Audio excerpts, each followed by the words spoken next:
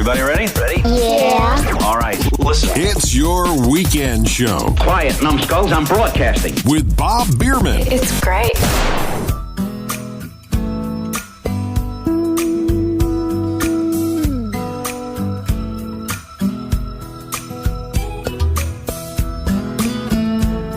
And welcome to your weekend show. I'm your host, Bob Biermann. So glad you're spending some time with me this Easter weekend. Well, in much of the world, we celebrate Easter this weekend. I know in some of the Eastern Orthodox churches, it's actually next weekend. But for today, we're going to focus a little bit on Easter for your weekend show. Hard to believe we are entering now our fifth year of doing this program on international shortwave and online and on domestic radio. And I'm so glad for the many people that take time to let me know that you're listening each and every week. This is a labor of love, and I wonder what the future of this program is going to be over the next 6 months or a year, what direction it may take. For the most part, since its beginning, we've talked about life and this journey we go through together. I've shared from some of my life experience with you. And I'm so excited about the opportunity that I have each and every week. But there are times that I wonder, what direction should this program truly be taking as we move forward in this very different time in which we live? We go back and we remember how things may have been 10, 20, 30, even 40 and 50 years ago. And I go back and I look at the things today that go on, and I don't think I would have ever imagined when I started out in my life that this is the world it would be. Oh, of course, the technology is breathtaking. We have so many things at our disposal. But I sometimes wonder about the condition of men and how we have dealt with each other. And I wonder, with all the knowledge we have, somehow we've lost wisdom and common sense. And that's something we've talked about a lot in recent weeks. But today I want to talk a little bit about stories of hope and stories of basically triumph over tragedy. A lot of us go through some very difficult things in our life, and we wonder how we'll ever get through. We have some twists and turns in this road called life, and a number of crossroads and a number of forks in the road that from time to time we have to pause and make a decision on which way to go. In my life, currently, a lot of exciting things are happening. I'm feeling good about reconnecting with some of my family that I've been at a distance with for the last decade or so. A lot of it happened after my first wife passed away back in 2004. And some of the family from her side, you kind of drift apart. You don't intend on it, but it does happen. And maybe you've been there and you know what I'm talking about. And this year, I've been spending a lot of time reconnecting with people that I really loved dearly that somehow became distant over time. This coming weekend, not this weekend, but next weekend, on the 27th of this month, I'm going to be in Toccoa, Georgia. I spent a lot of my years of my life in that beautiful little town in northeast Georgia, not far from the South Carolina line, and at the edge and the foothills of the mountains. That's where I met my first wife, worked extensively, went back and worked for Toccoa Falls College. And there in that community, I have a granddaughter that is getting married on the 27th, and I'm so excited to be attending that wedding. It's been a long time coming, and I'm thrilled to be there for that event. So we're looking forward to taking off this week and heading up to Georgia. We'll be up there for a number of weeks at our place in Georgia. And some of the future programs you'll be hearing, starting at about a week or two from now, will be originating from our little studio in Georgia. And we're going to be looking forward to spending a good amount of the summer there. One of the things that I plan on doing this summer is really getting back into what is my primary function. I've been a broadcaster all my life, and I still do some, but I've also been in full-time ministry since basically 1996. And of late, I haven't been doing as much with ministry. I've been very tied up with a lot of things required in this world of radio. And and doing things for like WRMI and some other radio stations along the way. But I'm really feeling led to spend more time in helping develop churches in this very different time that we live. For those that follow such things, what's been on my mind is, how can a church truly impact in a positive way its community? A lot of people look at church as that thing we do for an hour occasionally, once a week, maybe once a month or twice a year. But really, a church is a community of believers that are trying to share a message of hope and good news. I'm going to be visiting a church near Lynchburg, Virginia, between Appomattox and Lynchburg.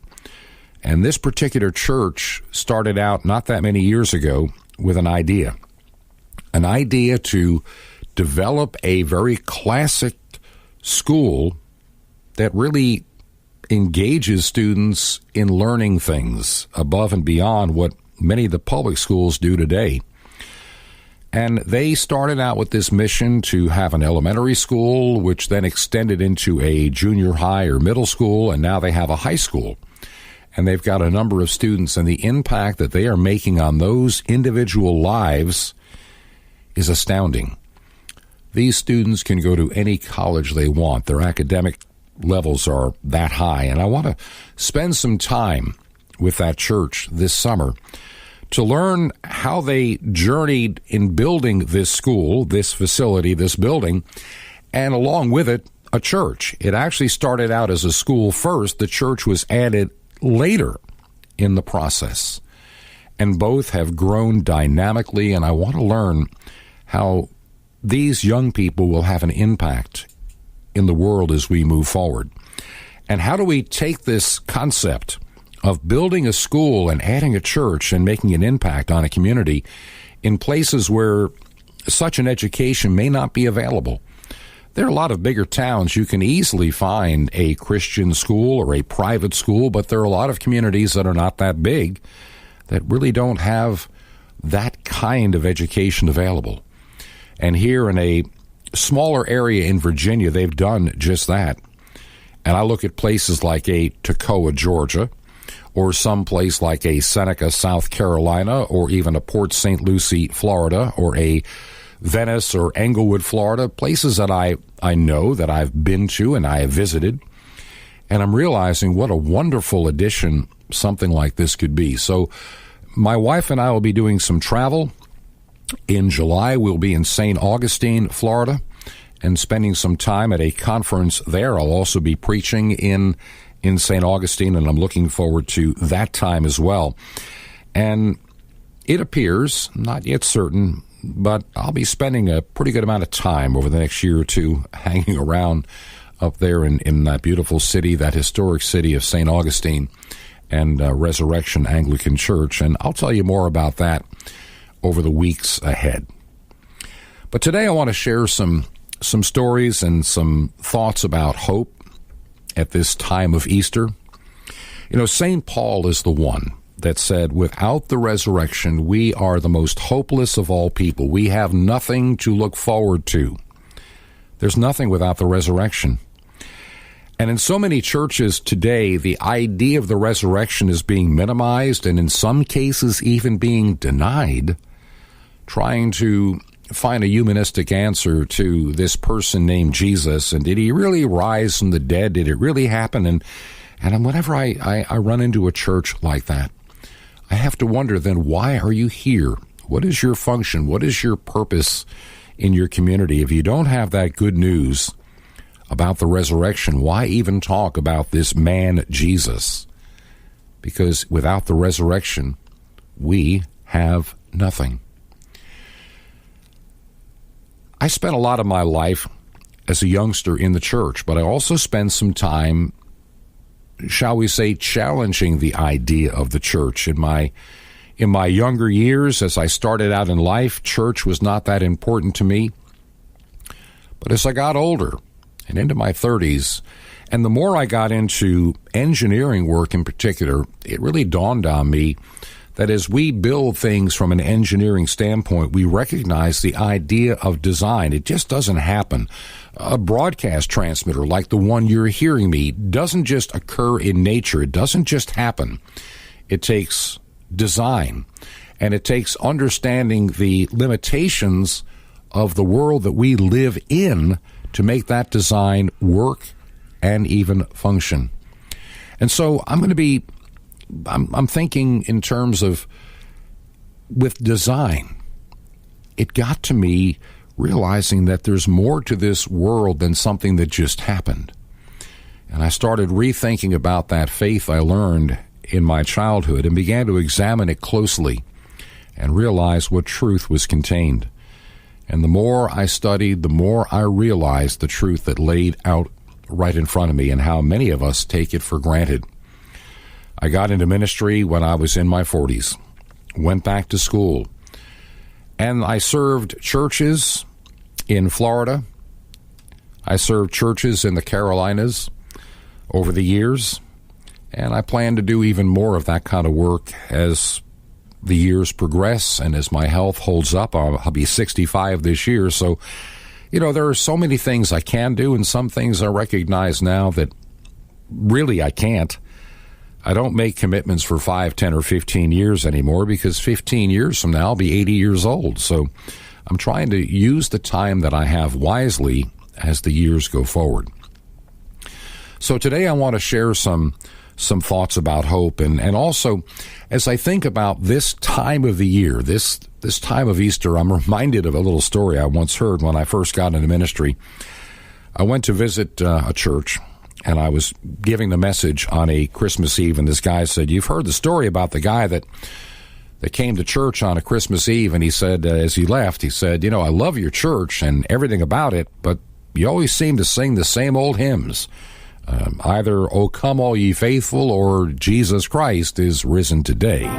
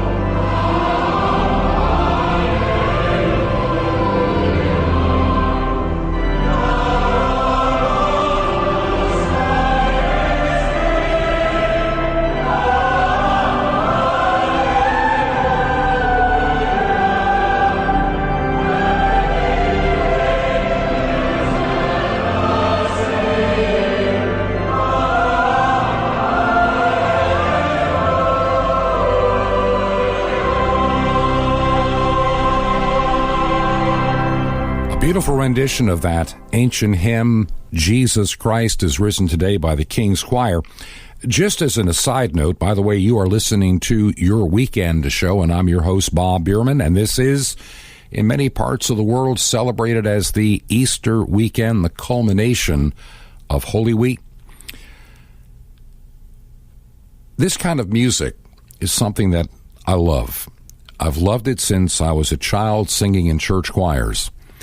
And later in life, I've endeavored on a little project called Ancient Word Radio. That's Ancient Word Radio. And I feature on that online radio station a lot of this kind of music and some messages and other favorite Christian music and songs. These are the kind that are hard to find on radio today.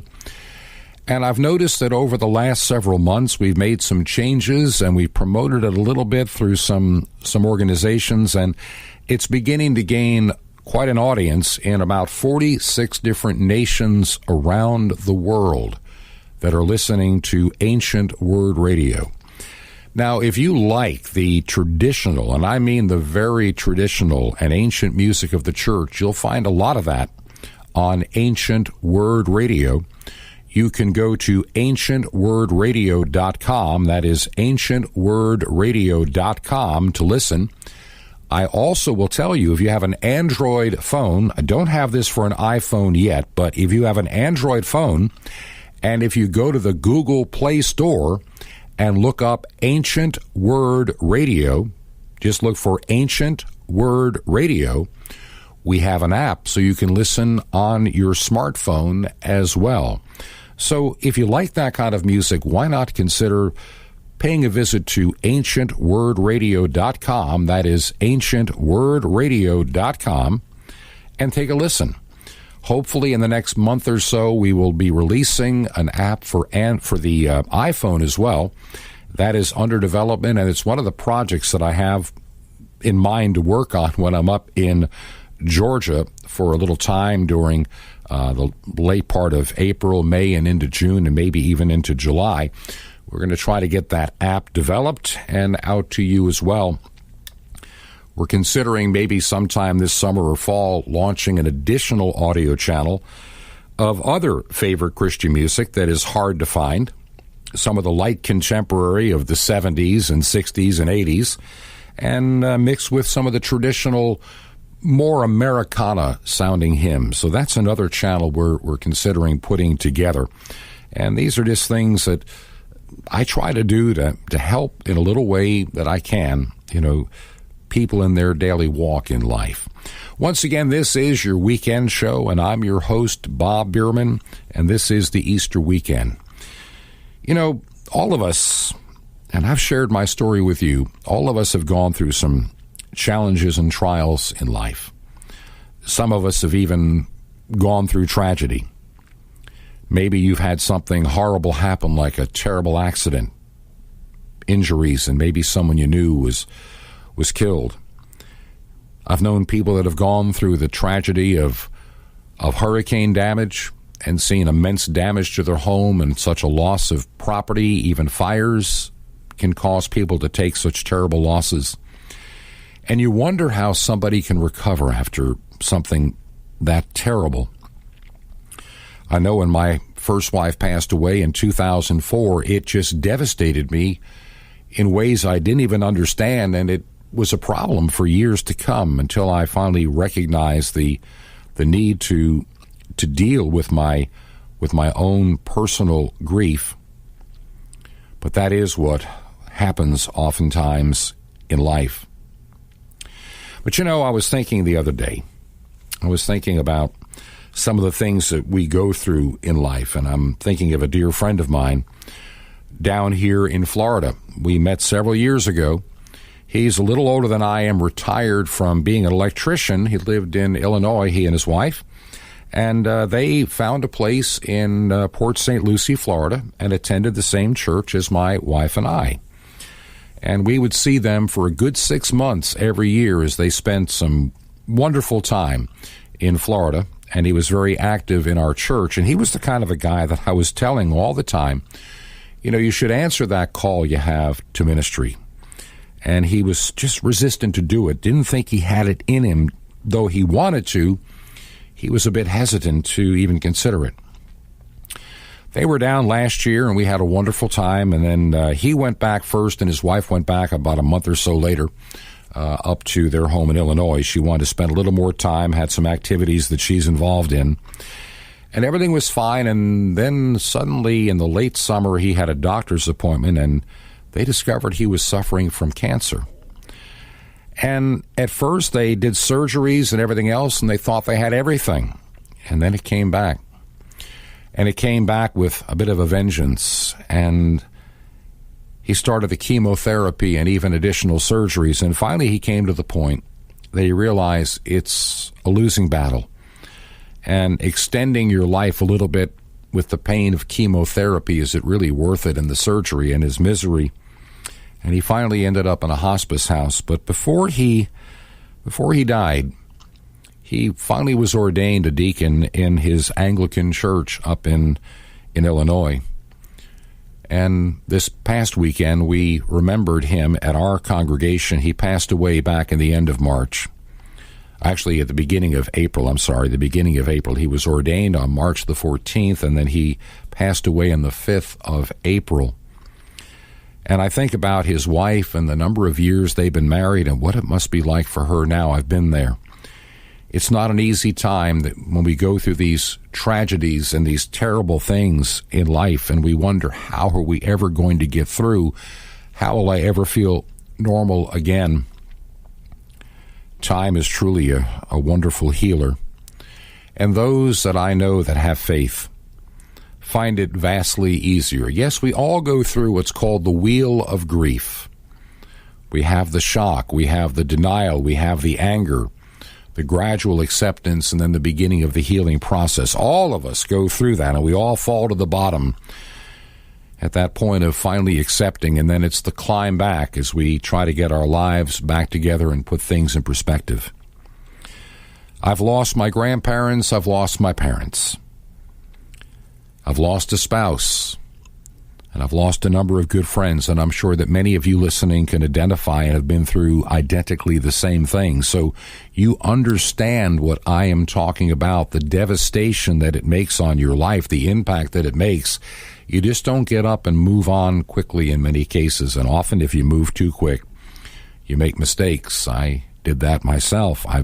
I confess I've been down that path. It's part of the process of life. And a lot of people go through tragedies. I'm thinking of a person right now, born way back in the 1800s. He was a Christian individual with a wonderful wife and children, 2 daughters. And they lived in the Midwest in a big city. And he was very successful, but he was also very involved with his church. He had a very unwavering faith. And it seemed no matter what he did in life, he always just seemed to have this hand of blessing upon everything that he ever did. And he wondered, why me? Why do I have so much good in my life? He decided, because of business, he needed to spend some time in England, quite a number of months, maybe even a year or so. And so his family decided to make the journey from the Midwest all the way to London, England, where he'd be working for quite a while, this once again in the 1800s. So the journey is not like it is today where you get on British Airways and hop on over. You got to take the trains and get yourself to the ports in New York and then take a boat from there to England. And he decided to send his wife and daughters ahead of him, as he still had a number of things to wind up in the States before he could even make such a lengthy journey and be gone for such a lengthy time. So he sent them on ahead, and he then endeavored to get all the work done that he needed to get done to close up the house and all that needed to be accomplished before he could depart and catch up with them within a month or so. Well, the daughters and the mother made their way to New York, and from New York they got on the boat, and on the way to England, the boat ran into a terrible fall storm, probably a hurricane or something of that nature.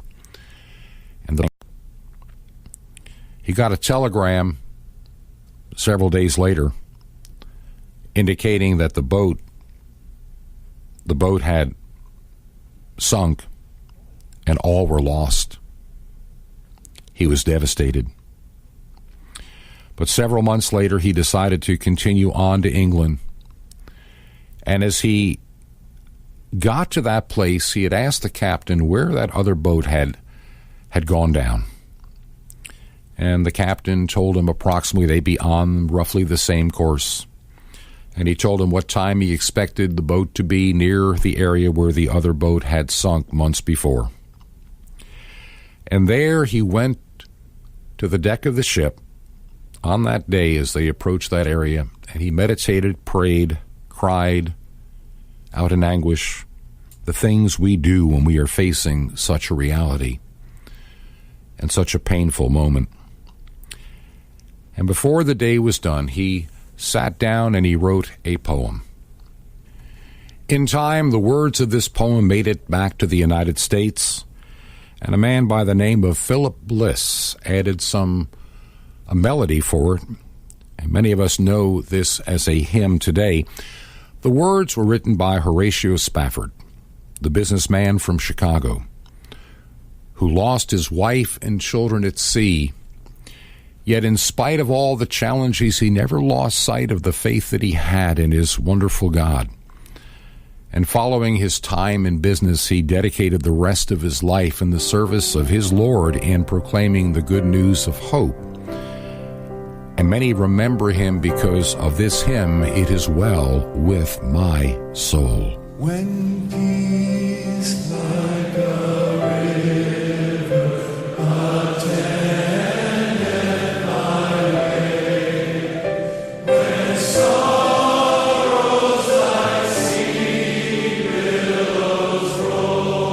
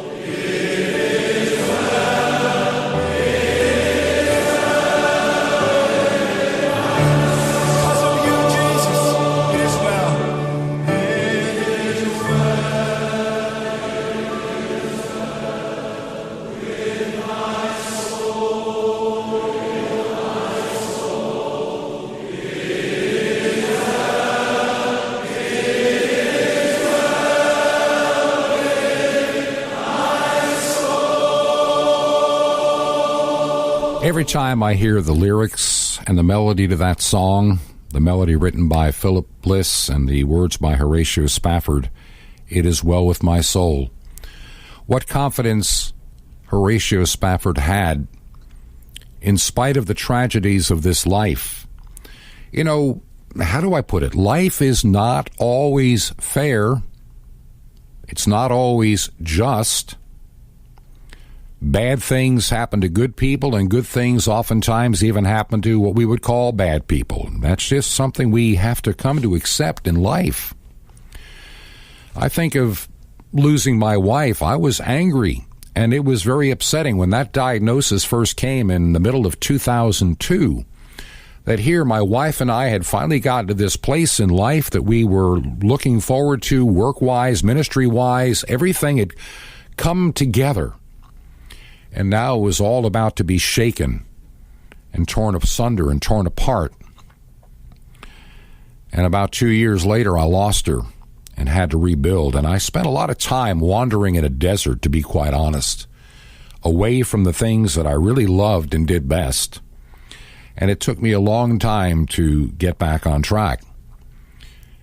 Eventually meeting a woman who had also lost her husband. And together we are journeying in life and doing the best we can, and also honoring our Lord and answering his call, and we find happiness and contentment in those things, knowing that the day will come that all Christians throughout the world will be reunited once again. We have that hope of the resurrection, which is what Easter is all about. Without the hope of the resurrection, we have nothing. Life ends, and what is there?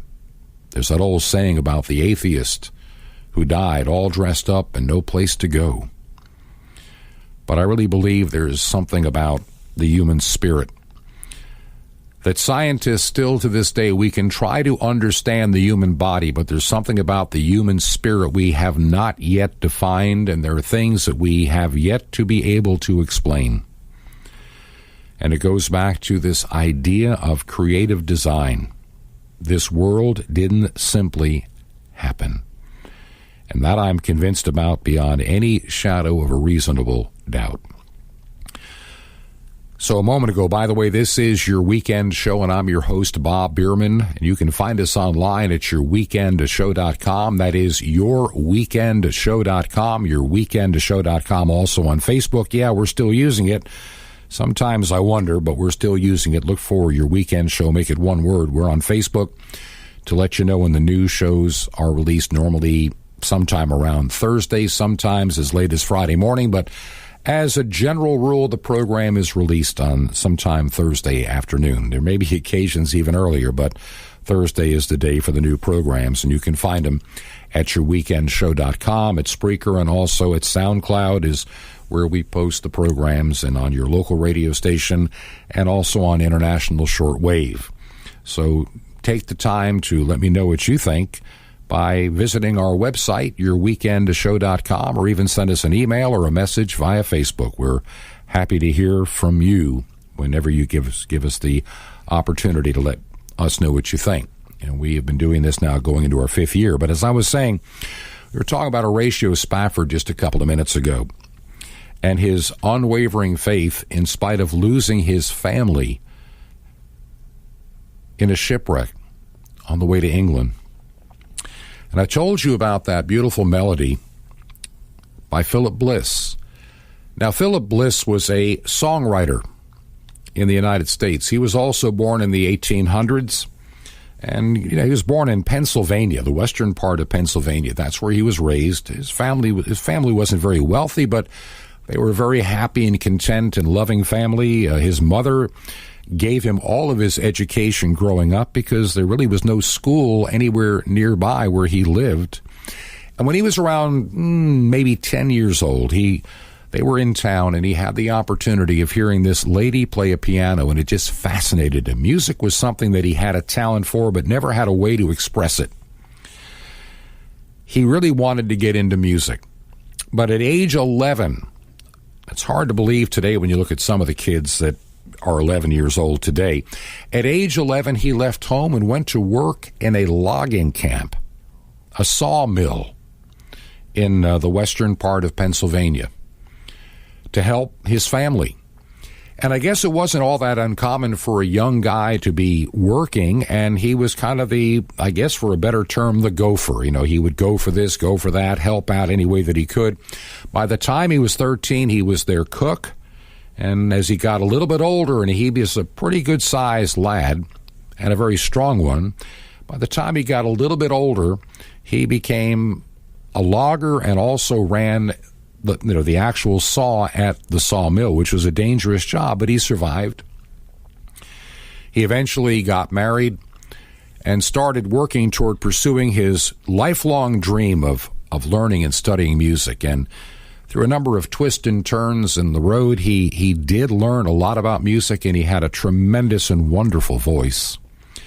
And he made his living in teaching music, going from town to town. He also wrote music that he made some money from, and he eventually ended up in the Chicago area in Illinois for a while. And there he ran across an evangelist by the name of D.L. Moody, Dwight Moody. And he was fascinated by what he heard, and he had been raised in a Christian home, so he was already a believer himself, and so was his wife. And he helped out with the music on occasion. In fact, he could have traveled if he wanted to with Moody when Moody did a couple of years stint in England, but he didn't go. He stayed back home in Pennsylvania, doing some other work with evangelists of the day and churches of the day, and still writing secular music. He also was known to write some hymns. Moody had been in England, and he came back to Chicago, and he was getting ready to do some evangelistic work in the Northeast and in all over the Midwest as well. And he had sent a telegram to Philip Bliss to ask if he would join with him on this campaign to handle the music and the singing. And they decided it would be a wonderful idea to do that. And so they had their young children. They had a 1-year-old and a 5-year-old. They had their 1-year-old and 5-year-old stay with his wife's parents for the next few months while they were going to be traveling with D.L. Moody. And so they decided to take the train from Pennsylvania to Chicago, and it was in January. They headed off on the train to Chicago. Well, it was a bad winter storm, and the train was just lumbering slowly along, not making a whole lot of progress as there was some snow drifts on the tracks. And the train, as it got near the community of Ashtabula, Ohio, if you know where that is, it's in northeast Ohio, not far from Lake Erie. And if anybody knows that part of the world, northeast Ohio, western New York, the Finger Lakes region, lake effect snow and snow squalls can literally come without a whole lot of prognostication, prediction, or warning. And there they were heading near Ashtabula, Ohio, and they were coming across this 75-foot trestle over a river. And the trestle gave way. The engine of the train had made it to hard ground, but many of the cars behind fell into that icy, cold river. And of course, if you think about it, back in the 1800s, all those wooden cars were heated by basically like a Franklin stove to keep warm so you wouldn't freeze. And in the water, these cars caught fire suddenly because of all the hot coal and the kerosene pouring out from kerosene lanterns. And in a matter of moments, these cars were engulfed in flames. Now, they say that Philip Bliss got out of the car but realized his wife was stuck behind, so he went back into the car to get his wife out. But she was trapped, and he stayed with her, and they both died. In fact, the news reports of the day say that many of the victims could not even be recognized because they were crushed and even burnt by the fire It was truly devastating. Ironically, the luggage they had was in the car that made it to Chicago. And when they were going through the people's things to get their stuff back to their family wherever they were, they discovered his notebook, and in this notebook he had been writing another hymn, another song he was going to publish. And this is the last known song ever written by Philip Bliss. And whenever I've heard this particular hymn over the years and knowing this song, to know even as he and his wife faced death together in those railroad cars burning in a river near Ashtabula, Ohio, they had a faith. And he had the dedication to stay with her to the end as they came to their Savior together, where they could sing of their Redeemer. I will sing of my Redeemer and his wondrous love to me. On the cruel cross he suffered from the curse to set me free. Sing, oh sing of my Redeemer. With his blood he purchased me. On the cross he sealed my pardon, paid the debt and made me free.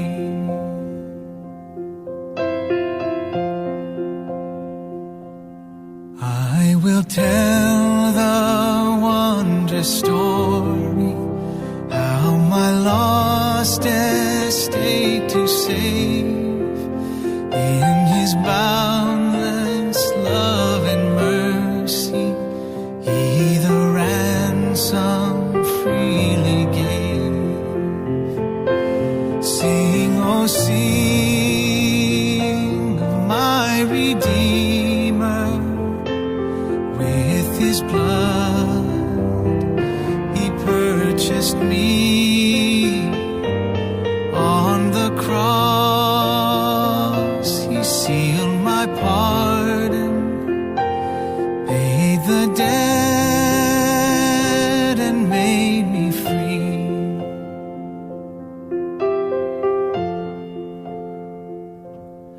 I will praise my dear Redeemer, his triumphant power I'll tell, how the victory he giveth over sin and death and hell. Sing, oh sing of my Redeemer. With his blood he purchased me. On the cross he sealed my pardon, paid the debt and made me free. Sing, oh sing of my Redeemer. With his blood he purchased me. On the cross he sealed my pardon, paid the debt and made me free.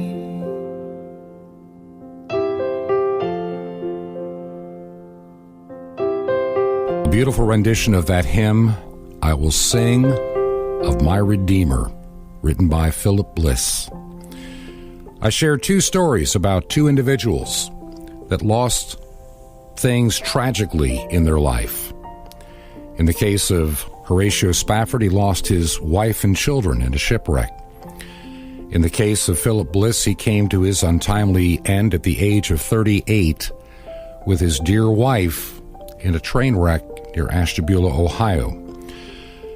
The thing that's in common with both families in particular, they all were people of faith. And they had the hope of the resurrection that is celebrated at this time of the year at Easter. They knew whatever earthly loss they would ultimately have an eternity of bliss, an eternity of happiness, an eternity with their Lord. They could sing of their Redeemer, the one that redeemed them. It was Nietzsche, the famous atheist of many years ago, that once said, "Don't even bother to tell me about your Redeemer until you can show me you've been redeemed." Now think about that for a second. For those that say that they're Christians or they go to a church occasionally, is there evidence of the redemption of God in your life? Has your life truly been changed? Do you look at life differently? Knowing Jesus as your Savior does make a huge difference in all that you think, in all that you do, and all that you care for in this life. Suddenly you realize that life in and of itself is not the most important thing. It's a wonderful gift, yes.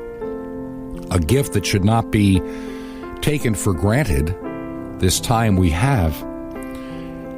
I've spent a lot of programs in the past several months talking about time and making good use of it, because none of us know how many years we have.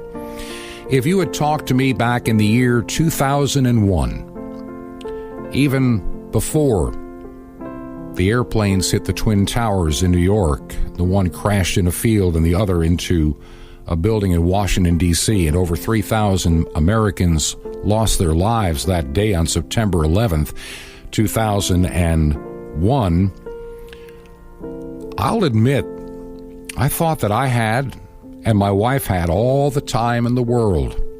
After all, I'm not even 50 years of age yet, and the idea of being 70 or 80 or 90, if I should live that long, seemed like an eternity away.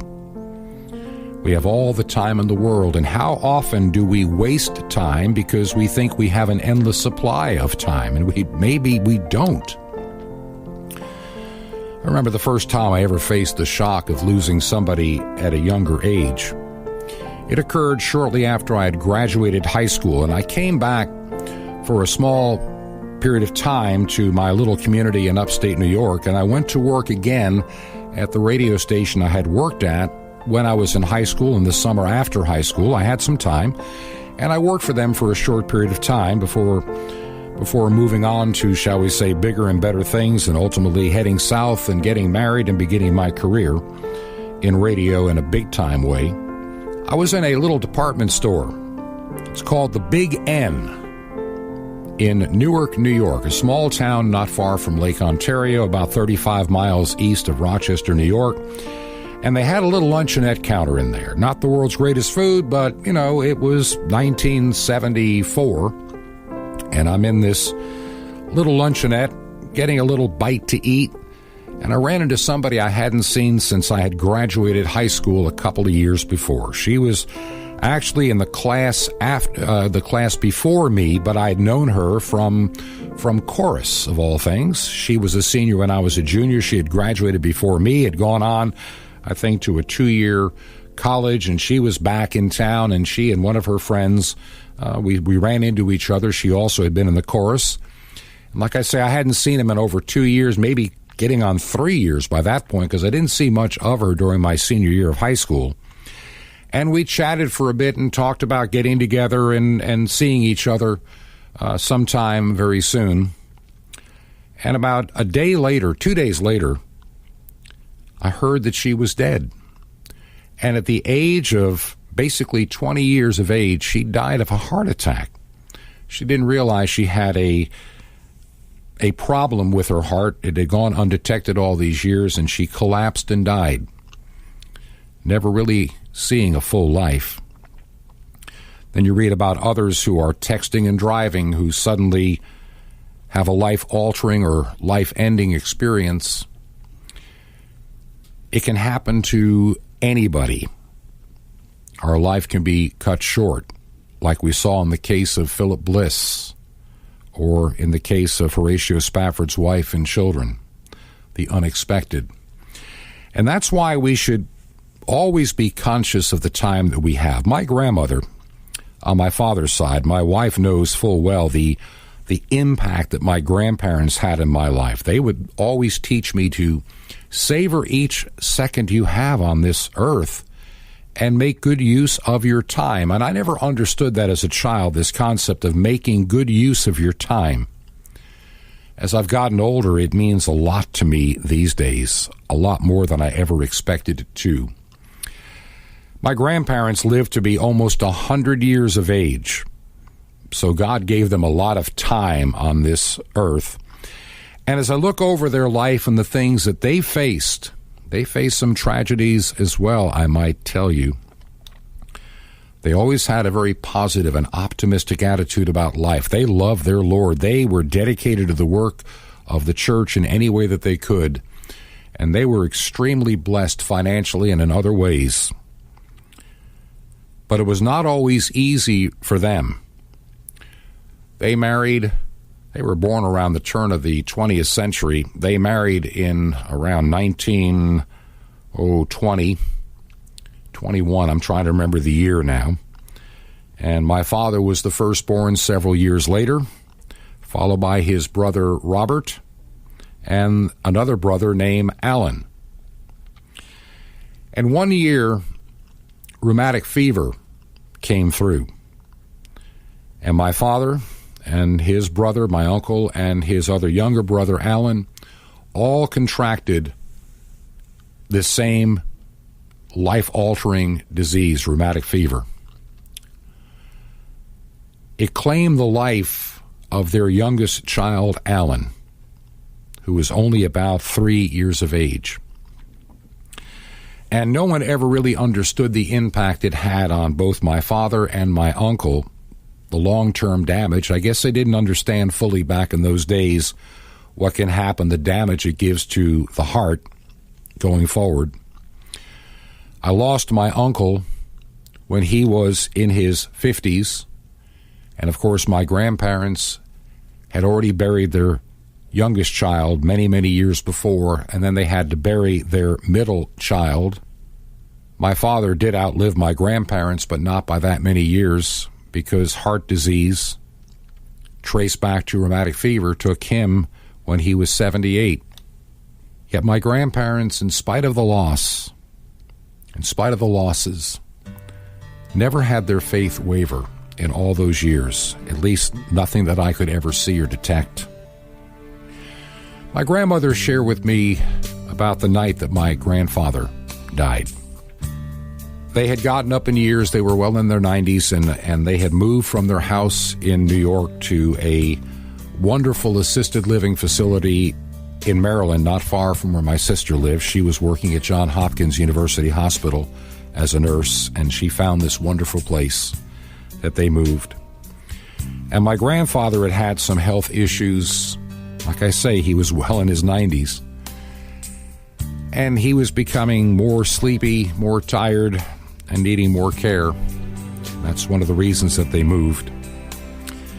And she said he got to the point that he wasn't eating much and he was sleeping a lot, and she was spending some time with him. And then one evening she shares this story that suddenly, after laying there for days and barely talking or anything, he suddenly sat up in the bed. And he looked with his eyes wide open. And she said there was like a radiance on his face as he called out to his younger boy, Alan, and the middle child, Robert. He saw them. In tears, he reached out for them and then quietly passed away. I spent a number of years as a hospice chaplain in Southwest Florida. And I have seen some things that are absolutely life-changing, incredible. The only way to put it. I have seen miracles happen. I have seen people fight death, and I've seen those that just willingly and with contentment entered into the next life.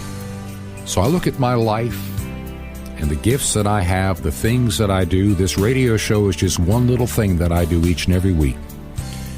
And I look for the direction that this program should take. I have the opportunity each week to be on a platform that reaches across the United States, Canada, into the United Kingdom, even into Africa and other locations globally. And I'm trying to find what can I do with this precious gift of airtime to have a greater impact for the mission and ministry of the church.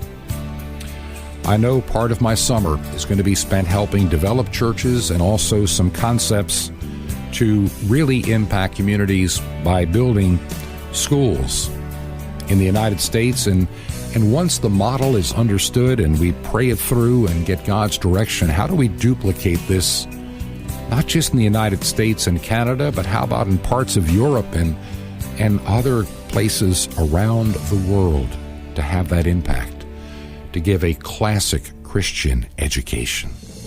So, the question is, how do I make the best use of the time that I have in this life?